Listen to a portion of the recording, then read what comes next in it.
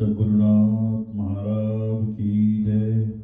गुरु ब्रह्मा गुरु विष्णु गुरुदेव महेश्वरा गुरु साक्षात परब्रह्म तस्मै श्री गुरुवे नमः। आज व्यासपूजा, कोणी याला म्हणतात गुरुपूजा। त्याला व्यासपूजा का म्हणतात? कोण होते व्यास महाराज? तर अखिल विश्वाच्या कल्याणाकरता जन्मास आलेल्या वेद व्यासाने द्वापर युगाच्या शेवटी कलिकालातील अल्पपुटी जयंतीकरता प्राचीन तत्वज्ञान सोपे करून ते 4 वेद, 6 शास्त्र व 17 पुराणे यांची पुनर्रचना करून धर्मग्रंथ रूपी ज्ञानाचे भांडार सर्वांकरता खुले केले। म्हणून आपण व्यासपूजा म्हणजे सत्यज्ञान देणाऱ्या धर्मग्रंथाची पूजा। व जसा सर्वांगाने गोड असतो, त्यात तुम्ही खालून का वरून का गोडातून का कुठून का तर तो गोडच लागतो। अशा प्रकारे हे धर्मग्रंथ सुद्धा मधुर भक्तिरसाने ओतप्रोत भरलेले असतात। व्यास महाराजांचे कार्य व आपली गुरुमावली वंदनीय श्री संत अच्युत महाराजांचे कार्य हे जवळपास समान होते। वंदनीय महाराजांनी सुद्धा प्रकाशित व अप्रकाशित जवळपास 100 धर्मग्रंथ व परमार्थिक काव्य हे सर्वसामान्य माणसाला समजावा यासाठी मराठी प्राकृत भाषेत उपलब्ध करून दिले व परमार्थाचा सर्वांना सन्मान दाखविला। म्हणून आपण म्हणतो, परमार्थाची देई शांती जीवाला, कसा विस्मरू गुरुअच्युताला। वंदनीय महाराजांना सर्वजण गुरुस्थानी मानून आणि म्हणून त्यांचा गुरुदिनाचा कार्यक्रम आपण दरवर्षी श्री संत ज्ञानेश्वर महाराज सभागृहात साजरा करीत होतो। परंतु दयोगानं यावर्षी करोना व्हायरसचे इन्फेक्शन याचा प्रादुर्भाव इतका जास्त प्रमाणात वाढला की सर्व जगभर त्याची भीती पसरली, ज्याला आपण पॅन्डेमिक म्हणतो। तर या प्रादुर्भावाच्या भीतीने हा कार्यक्रम श्री संत अच्युत महाराज सत्संग मंडळाचे अध्यक्ष आदरणीय श्री पासेबंदजी सागरजी पासेबंद यांनी ऑनलाईन आयोजित झाला आणि त्याबद्दल त्यांचे सर्व अच्युत परिवारातर्फे मी अभिनंदन करतो व त्यांना धन्यवाद देतो। मागील जवळपास 45 वर्षापासून हा गुरुपूजेचा कार्यक्रम ती नरहरी पंत वाईकर यांच्या अंबापेठमधील छोट्याशा अंगणात सुरू झाला। ती गोष्ट मी सर्वप्रथम 1984 मध्ये हा कार्यक्रम वाईकरांकडेच बघितला। आता त्या काळी तो 15-20 सद्भक्तांच्या उपस्थितीत झालेला कार्यक्रम आज त्याला एवढं मोठं रूप प्राप्त झालं की एवढेसे रोप लावलेले दारी त्याचा वेळेला गेलं गगनावर। आता मात्र गुरुपूजेला भाविकांची वाढती संख्या लक्षात घेऊन ती संत ज्ञानेश्वर सभागृहात जे आपण कार्यक्रम घेतो, आता असं वाटायला लागली तो भाव सुद्धा कमी पडेल की काय। परंतु एकत्र गर्दी झाल्याने कोरोनाची लागण कोणालाही होऊ नये म्हणून शासनाने धार्मिक व सामाजिक कार्यक्रमावर बंदी आली। आज पंढरपूर क्षेत्री जवळपास 1 महिन्यापासून संपूर्ण महाराष्ट्रातून काय संपूर्ण भारतातून येणारे वारकरी अतिशय आनंदाने पंढरपूरला येतात। जवळपास 10 लाख वारकऱ्यांची मांदियाळी चंद्रभागी तिरी विठ्ठल माऊलीचे दर्शनासाठी राहायची। मात्र यावर्षी सर्व वारकरी पंथाची निराशा झाली, कारण कोरोनाच्या भीतीमुळे शासनानं यावर्षी कोणालाच परवानगी दिली नाही। फक्त महाराष्ट्रातील ज्या नामवंत पालखी आहे ज्ञानेश्वरासारख्या, त्या फक्त 9 पालख्या व प्रत्येक पालखीसोबत 10-20 वारकरी त्यांनाच फक्त परवानगी मिळाली। व आनंदाची गोष्ट म्हणजे या मानाच्या पालखीमध्ये आपल्या कौंडण्यपूरच्या रुक्मिणी माती सुद्धा पालखी होती. मागील 4 महिन्यापासून पूर्ण जग कोरोना व्हायरसमुळे संक्रमित आहे. लाखो लोक त्यामुळे संक्रमित झाले आहे, बाधित झाले आहे, तर हजारो मृत्युमुखी पडलेत. म्हणून साधू म्हणतात, साधू संत म्हणतात, संत सांगते ते ऐकत नाही, इंद्रियाचे ऐकतो. इंद्रियाच्या करता पूर्ण करता करता आपण निसर्गाचा विध्वंस करीत आहोत. म्हणून निसर्गाने सुद्धा दाखवून दिले आहे या महामारीच्या निमित्तानं की तुम्ही माझा विध्वंस करा, परंतु मी सुद्धा त्या महामारीच्या रूपाने तुमचा विध्वंस केलेला राहणार नाही.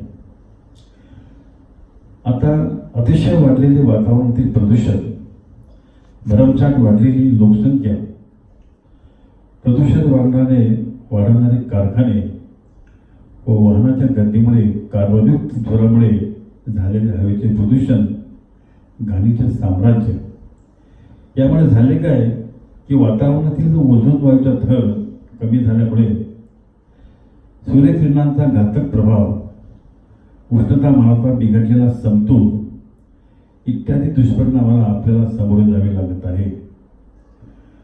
आणि या वातावरणात ऑक्सिजनची कमतरता झाल्यामुळं आणि दूषित वातावरणामुळं आपली प्रतिकारशक्ती सुद्धा कमी झालेली आहे. आता इतकंच नाही तर कारखान्यातील जे घातक रसायनं जे बाहेर पडतात त्यामुळे हे दूषित नसलेले पाणी ज्या समुद्राच्या भागात जातात, ज्या नद्यामध्ये जातात, त्यामध्ये हजारो लाखो जल प्राणी मृत्युमुखी पडत आहे. मागील 5 वर्षापासून गंगेसारख्या पवित्र नद्या स्वच्छ करण्याकरता शासन करोडो रुपये खर्च करत आहे, परंतु ते शासनाला साध्य झालं नाही. ते कोरोनाच्या निमित्त लॉकडाऊनमुळे शक्य झालं. कारण असं की धार्मिक तीर्थस्थळावरची गर्दी कमी झाल्यामुळे नद्या आपोआपच एवढ्या स्वच्छ झाल्या की त्या नद्यांचं तळ दिसायला लागलं. दुसरी गोष्ट म्हणजे रस्त्यावर थुंकणे, घाण करणे, कचऱ्याची व्यवस्थापन सध्या काटेकोरपणे सुरू आहे. रस्त्यावरची गर्दी सुद्धा खूप कमी झालेली आहे. तोंडाला मास्क बांधल्यामुळे ड्रॉपलेट इन्फेक्शनमुळं कोरोना व्यतिरिक्त जो इतर रोगांचा प्रादुर्भाव होतो. आता सध्या करोनामुळं मास्क प्रत्येकाला बांधणे कंपल्सरी केलेले आहे. परंतु करोना जरी नसता तरी साधारणपणे कुठले जरी फुफ्फुसाचे आजार असले, कुठलेही घशाचे आजार असले किंवा कुठल्या शरीराचे आजार असले, आपल्या शरीरामध्ये जंतू जाण्याचा एकमेव मार्ग म्हणजे तोंड आणि नाक. अतिशय जवळ जेव्हा आपण दोनांना बोलतो तेव्हा एखादा आजारी मनुष्य चांगल्या माणसाला संक्रमित करतो. त्यामुळे हा तोंडाला मास्क बांधण्याची सवय किंवा शिंकताना, नाक शिंकताना जर आपण तोंडावर रुमाल धरला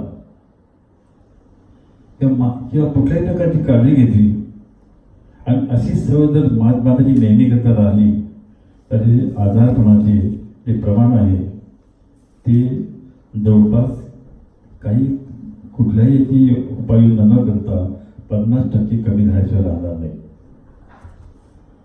जुन्याकडे काय पद्धत होती की बाहेरच्या घरात जर कोणी पाहुणा आला तर अंगणामध्ये त्याच्याकरता एक पाट, बकेटभर पाणी, साबण, लोटा ठेवायचं.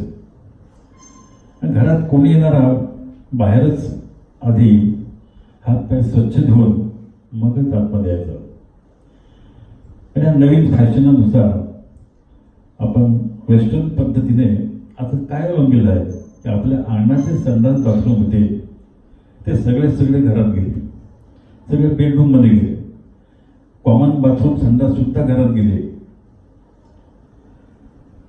त्यामुळं स्वच्छतेची सवय कमी झाली आता मात्र त्या करोनाच्या धाकाने हा स्वच्छतेने निर्जंतू करणारे औषध वापरून विनाकारण संपर्क टाळण्याची सवय या 4 महिन्यात लोकांना एवढी जडली, आता कोणाला काही सांगायची सुद्धा गरज पडत नाही.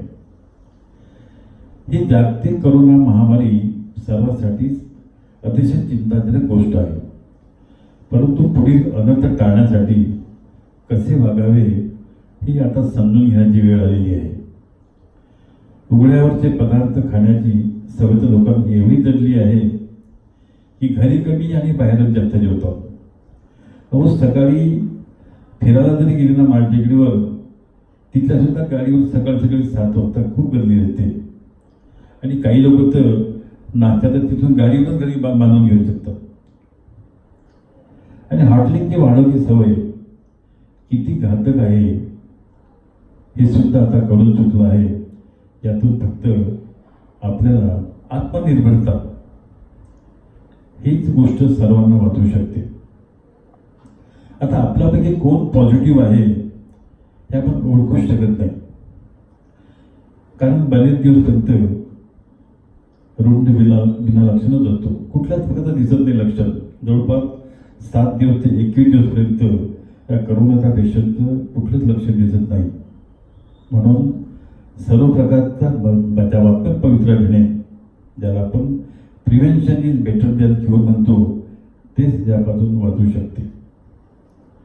आता यावर्षी मुख्यमंत्री श्री उद्धवरावजी ठाकरे यांना सुद्धा विठ्ठलाच्या महापूजेचा मान मिळाला आहे आणि त्याकरता ते महाजापूरच्या पंढरपूरला सुद्धा गेले आहे. पण त्यांनी यावर्षी पांडुरंगांना साकडे घातले की हे परमेश्वरा, तूच आम्हाला या महामारीतून वाचव. अशी दयनीय अवस्था ही कशामुळे झाली? आपल्या सवयीमुळे. त्याला शासन जबाबदार नाही, त्याला आपल्या सवयी जबाबदार आहे.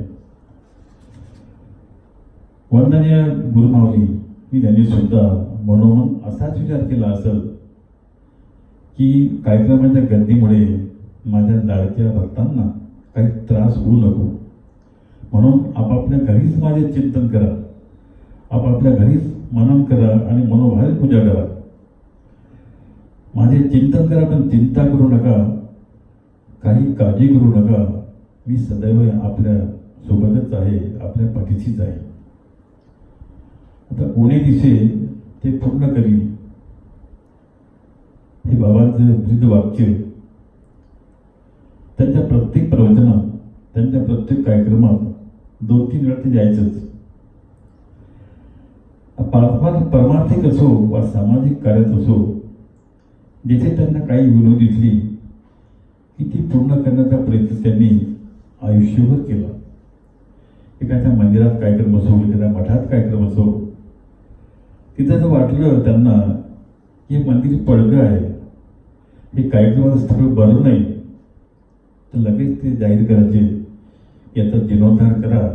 याकरता स्वतःचीच पहिला आकडा टाकून द्यायचा आणि पुढल्या वर्षीपर्यंत ती जागा ते जीर्णोद्धार करून पूर्ण करायचं. म्हणून महाराजांचे जे काही सामाजिक कार्य आहे, जे काही आध्यात्मिक कार्य आहे, त्यामध्ये आपण सर्वांनी हातभार लावून ते पूर्णत्वाकडे नेण्याचा प्रयत्न करणे हीच खरी गुरुपूजा होय.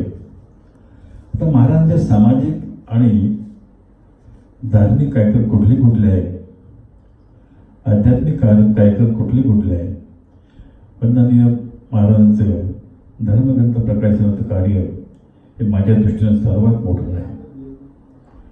आपल्याला एक पत्र लिहायला 2 तास लागते, 3दा खोटो 3दा लिहितो, परंतु आम्ही त्यांनी 500-1000 पानाचे महाभारताचे धर्मग्रंथ आयुष्यात जवळपास 100 ग्रंथाची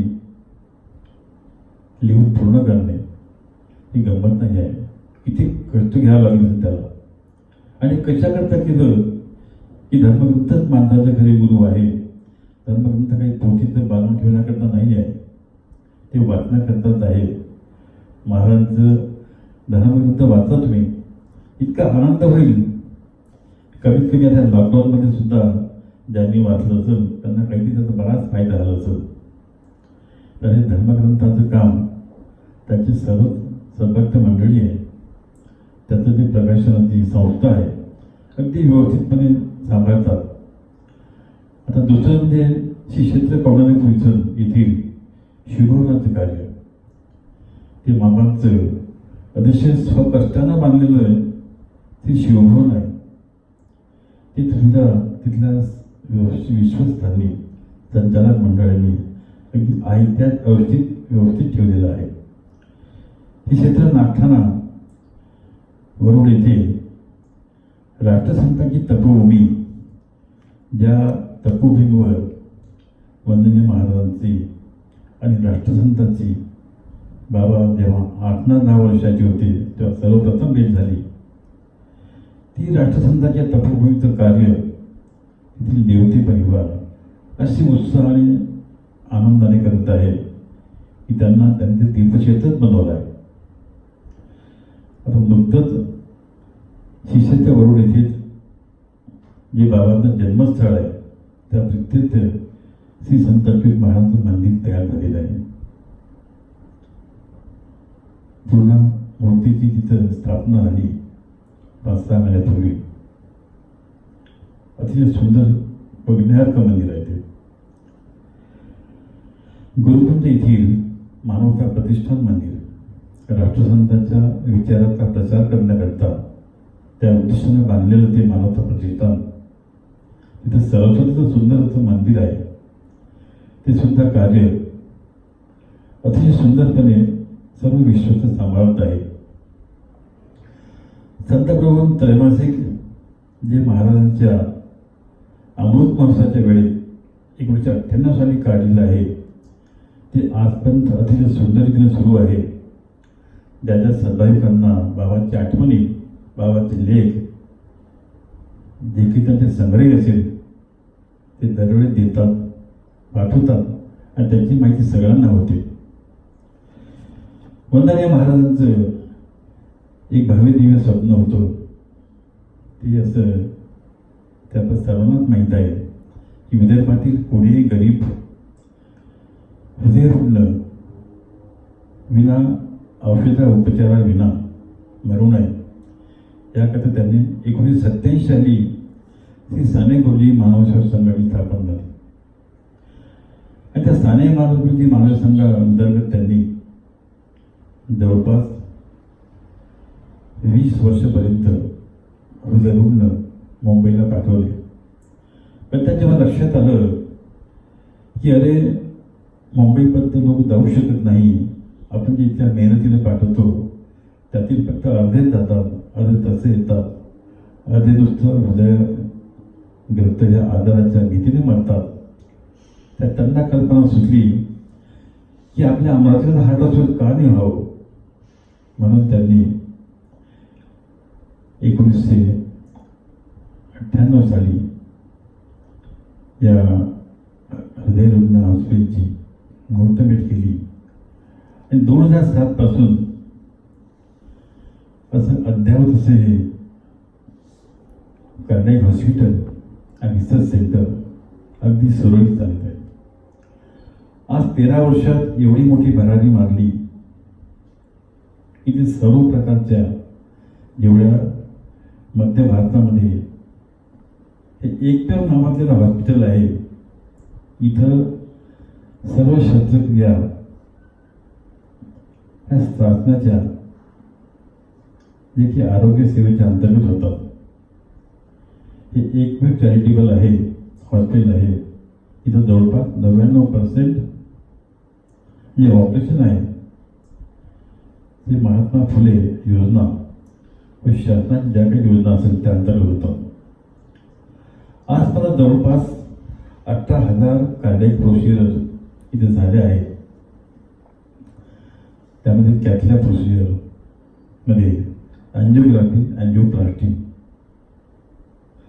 आणि अँजिओग्राफी, अँजिओप्लास्टी सोबतच बायपास सर्जरी सुद्धा खूप जास्त प्रमाणात होत आहे. आता काम एवढं वाढलेलं आहे की आमची जुनी जी कॅथलॅब होती ती छोटी पडल्यामुळं मागील वर्षी 2 कोटी रुपये खर्चून अद्याप तशी सिमेंटची कॅथलॅब घेतली. त्यामुळे जवळपास 5 ते 6 कार्डिओलॉजिस्ट रेग्युलर इथं अँजिओग्राफी अँजिओप्लास्टी करतात. आता ऑपरेटिव्ह सर्जरी कार्डियक सर्जरीची लिस्ट एवढी मोठी वाढली की एका सर्जनला सांभाळणं मुश्किल झालं. मग दुसरी नितांत गरज असं आहे की हॉस्पिटलला एका ऑपरेटिंग थिएटरची गरज आहे. 2 वर्षापूर्वी शिपिंग कॉर्पोरेशननं आम्हाला 12,000 स्क्वेअर फूटची बिल्डिंग बांधून दिली. त्यामुळं तिथे नवीन ICU काढता आला 16 बेडचा. आता एक ऑपरेशन थिएटर बांधायचं आहे, त्याचा जवळपास 1 कोटी खर्च आहे आणि नवीन एक ICU सुद्धा परत सुरू होत आहे. तर हे सगळं बाबांच्या कृपेमुळे. ज्या अमरावतीमध्ये हॉस्पिटल सुरू केलं तर एकही DM नव्हता, एकही कार्डिओलॉजिस्ट नव्हता, एकही सर्जन नव्हता. त्या हॉस्पिटलमध्ये आज जवळपास 15 super specialist surgeon, cardiologist, physician, intensivist अशी मोठी टीम 24 तास या सेवेमध्ये तत्पर असतात. यावर्षी नवीन अध्यापन असा 16 बेडचा ICU कार्यान्वित केला आहे. व मागील 15 दिवसामध्येच रोटरी क्लब ऑफ अमरावती यांच्या सहकार्याने नवीन ICU 27 लाख त्यांची देणगी मिळालेलं आहे. नवीन OT आपली तयार व्हायचीच आहे, मात्र बाबांच्या कृपेने व आमचे आदरणीय श्री सुधीजी देवे व मनोज वाटेकर यांच्या सहकार्याने OT करता रेमंड कंपनीने जवळपास 50 लक्ष रुपये देऊन त्याचं सामान सुद्धा आणून ठेवलेलं आहे. परंतु आता OT सोबतच डॉक्टर क्वार्टर सुद्धा बांधणे महत्त्वाचे आहे. ते सर्व कार्य अगदी सत्यसंकल्पाचा दाता ईश्वर असतो ना, या म्हणण्याप्रमाणे पूर्ण होत आहे. पण सगळ्यांचं सहकार्य आवश्यक आहे, कारण का हॉस्पिटल चालवणं म्हणजे आजकाल सोपं राहिलं नाही. याचं तुम्ही इंडस्ट्रीसोबत, एखाद्या धंद्यासोबत, एखाद्या मॉलसोबत, एखाद्या कारखान्यासोबत तुलना करू शकत नाही. हा सगळा खेळ जीवासोबत असते. एक पेशंट वाढला तुम्ही पेपरमध्ये बघता की लोक फोटो करून ठेवतात हॉस्पिटलची. आता कार्डियक सर्जरीमध्ये जवळपास 5 ते 10% डेथ रेट आहे. म्हणजे त्या महिन्याला 5-7, 8-10-12 डेथ होतात. त्या ठिकाणी काय पोषण होतं? गावापासून 7 किलोमीटर राहायचं म्हणजे काय प्रोटेक्शन आहे डॉक्टरला? इतकं सगळं करूनही बरेचदा असे प्रसंग येतात की लोक समजून घेत नाही. महिन्यात 2-3 प्रकरणं असे असतात की चांगले अंगावर येतात. याच महिन्यातली गोष्ट बघा. एक पेशंट त्या येऊरच्या अंगाला मारायला. दुसऱ्या 15 दिवसापूर्वी आमच्या एका विश्वस्ताचाच भाता आहे म्हणून एकाने एवढी शिवीगाळ केली सिस्टरला वगैरे बरोबरच्या बाहेर. त्याच्या 10 दिवस आधी सिस्टर लोकांना ICU मधून निघणं कठीण झालं, एवढी दादागिरी करून त्यांनी त्रास दिला. परंतु हे कोणालाही कानोकानी न देता आम्ही वरच्यावर सगळं निपटून टाकतो. म्हणून म्हणतो हे तारेवरची कथता आहे, हा काट्याचे मुकुट आहे. इतकी साधी गोष्ट नाही आहे. वर्गणी कोणी देते, पण चालवणं कठीण असते. 1 किलो गहू, 1 पोतं गहू कोणी देऊन टाकते, पण ते गव्हाचं निधना करता, पूजना करता, ते स्वच्छ करण्याकरता, ते दळून आणण्याकरता, त्याच्या पोळ्या करण्याकरता किती श्रम घ्यावं लागते. म्हणून दोन डोंगर साजरा अशी गोष्ट आहे. परंतु सगळ्यांचं ते सहकार्य असलं तर काही कमी पडत नाही. आमचे जे विश्वस्त आहे इतके कोऑपरेटिव्ह आहे सगळे की नियमितपणे दर आठवड्याला मीटिंग होणारं असं एकमेव चॅरिटेबल हॉस्पिटल असेल ते रेग्युलर नियमित मीटिंग होतं. सर्व दानदात्याचं मला खरंच नवल वाटते की निस्वार्थ बुद्धीनं दान देणारे एवढे लोक आहे म्हणून ते चालत आहे. आता ही गोष्ट अशक्य होती, कारण का आर्थिक खर्च एवढा यायचा की आपण जेव्हा सुरू केलं, कारण आपलं 100% हॉस्पिटल आहे हे गव्हर्नमेंटच्या पॅकेजवर अवलंबून आहे. जे पॅकेज 2007मध्ये होतं तेच पॅकेज 2020मध्ये आहे. म्हणजे 13 वर्षापासून शासनाकडून ऑपरेशन करता भेटणारा पैसा तेवढाच आहे, परंतु सर्व स्टाफचा पगार, मेडिकलचा पगार, पॅरामेडिकलचा पगार मात्र जवळपास 5 पट वाढला. हे कसं भागत असेल? तर हीच काही सद्गुरूंची कृपा आहे. आता प्रश्न झाला वंदनीय गुरुमाऊलीच्या महासमाधीचा, जे आपलं सर्वांचं श्रद्धास्थान आहे. भव्य दिव्य असं बांधकाम ते शतशृंगार बाजारी सुरू आहे. जवळपास 5 कोटी रुपये खर्चून बाबाची भव्य दिव्य महासमाधी व भव्य असा सभामंडप ते काम बरेचसं झालेलं आहे. आमचा संकल्प होता यावर्षी की यावर्षी कोण्या हद्दीत दत्तनिधी जाती काम पूर्ण करायचं आणि सर्व तयारी होती आमची.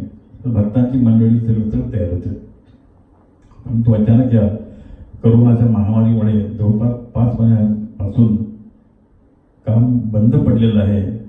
आता ही महामारी कधी जाईल, काम कधी चालू होईल हा प्रश्नच आहे. कारण सर्व मजूर जो आहे तो राजस्थानहून येणार आहे आणि या महासमाधीच्या दर्शनाकरता जे काही आमची भाविक मंडळी दररोज येतात, त्याकरता मात्र अन्नपूर्णा भवनामध्ये आमची अन्नदान समिती जी आहे ते सर्वात नीटनेटकी व्यवस्था लावतो. प्रत्येकाचा दिवस ठरलेला असतो अन्नदानाचा. जे कार्य आहे अन्नदानाचे ते व्यवस्थितपणे आमचे विश्वस्त पार पाडतात. विशेष ते राजू दिवळे ते सर्वांना आदल्या दिवशी पत्रांना कळवून किंवा मोबाईलनं कळवून त्यांना आग्रहाचं निमंत्रण देतात. सकाळी त्यांना अभिषेक होतो समाधीवर, नंतर त्यांनी त्यांच्यातर्फे जेवण होतं सर्वांकरता, महाप्रसाद मिळतो. आता या सर्व कार्याकरता सर्व बाबांचे जे सर्व जे कार्य काय आहे सामाजिक आणि आध्यात्मिक याच्याकरता मात्र सर्व वर्गणी जी आहे येणारी ती जमा करायचं जे काम आहे, गोळा करायचं काम आहे, हे अतिशय महत्त्वाचं आहे. हरिभक्त पारायण श्री सचिनदेव महाराज हे मात्र वंदनीय महाराजांचे जे वर्षभर चालू असलेले कार्यक्रमच आहे ते मात्र अखंडपणे चालवतात. आणि त्यांच्या कार्यक्रमामध्ये ज्या ज्या कोणाला ज्या ज्या बाबांच्या कार्याकरता वर्गणी द्यायची असेल ती व्यवस्थित गोळा करून प्रत्येकाच्या सुपूर्द करतात. ही आमची फार मोठी दव्याची बाजू आहे. वंदनीय महाराजांनी मानवतेच्या दृष्टिकोनातून अध्यात्माचा हा भक्कम पाया उभारला. त्याला कसलेही गालबोट लागू नये ही सर्वांनी काळजी घ्यावी ही माझी कळकळीची विनंती आहे. सर्व संस्थेचे पदाधिकारी, सर्व दानदाते, सर्व आश्रयदाते, सर्व निस्वार्थी बुद्धीने सेवा देणारी मंडळी, सर्वांचा गुरुसेवा हा परमार्थाचा राजमार्ग होय म्हणून सद्बुद्धी, सद्विचार व सत्कर्माने समृद्ध होऊन गुरु कृपेस पात्र होण्याचे आपण चिंतन करूया. सर्वांना गुरुदेवांच्या हार्दिक शुभेच्छा, शुभचिंतन. जय गुरुदेव. सद्गुरुनाथ महाराज की जय.